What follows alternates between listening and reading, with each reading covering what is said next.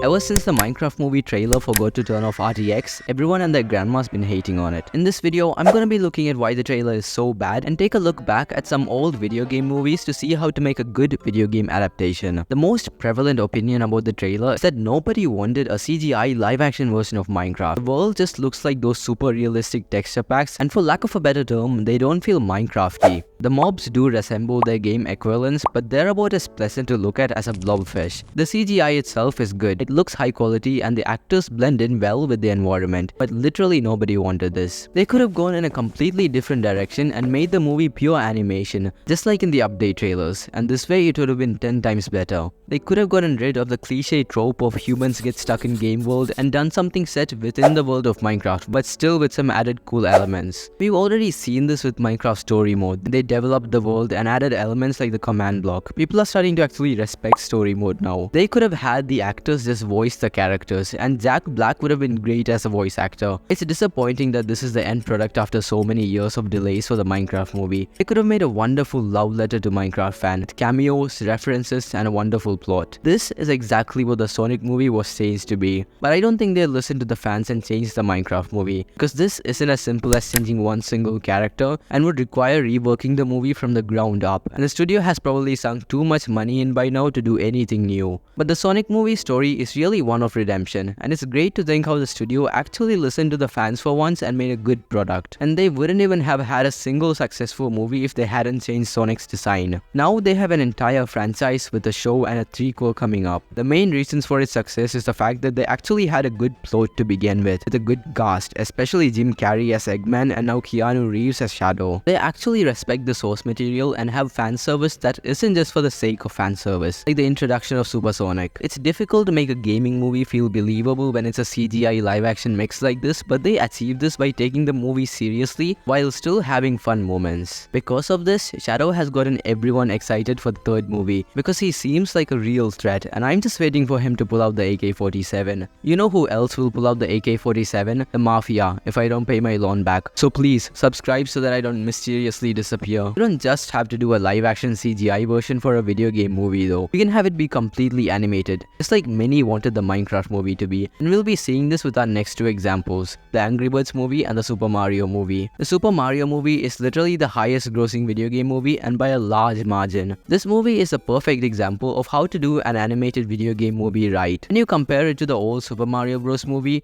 there's a stark difference, and the newer one is much better. Video game movies fail when they take the source material and try to make it too realistic. It's like how they try to explain the Goomba's creation in the old movie. But here, they just made the fans suspend their disbelief to have a fun adventure. Because of this, they got to have a relatable protagonist voiced by Chris Pratt, who loves stomping Koopas.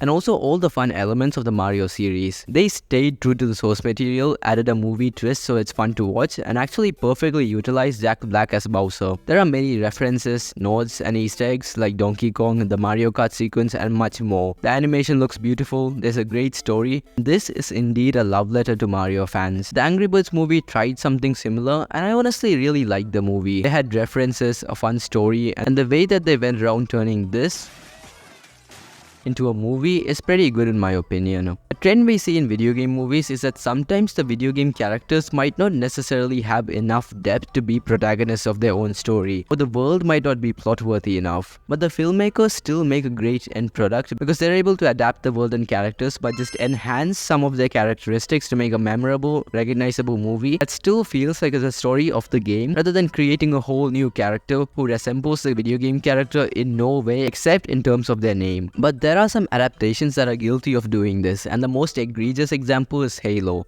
I haven't personally watched the series, but from what I can see, there's already a great backdrop with a pretty unique sci-fi setting within the games. They just made a story that wasn't a Halo-esque story. The next one is Uncharted, and it's guilty of the same thing. They just took a generic action-adventure movie, cast Tom Holland, slapped the name Uncharted on it, and called it a day. The Uncharted games are brilliant cinematic experiences, and this movie has some aspects like that through game-like moments and story beats, but at the end of the day, it just falls falls flat. Casting of Tom Holland as Nathan Drake was their first big mistake, when there are so many other better possible choices, even Sully, Mark Wahlberg himself. These types of films and movies just don't respect the source material and aim to make a piece of media with a recognizable name to get themselves a quick buck. One show that does not do that though is Fallout. The Fallout series, just like Halo, has an already established world with a lot of lore, and making a movie or show has so many possibilities. They actually utilized this and made a pretty amazing show that perfectly adapts the games, with things like the power armor being a big part of the show. There was a good story and a great cast. It's being hailed by critics as one of the best video game adaptations, and that's for good reason.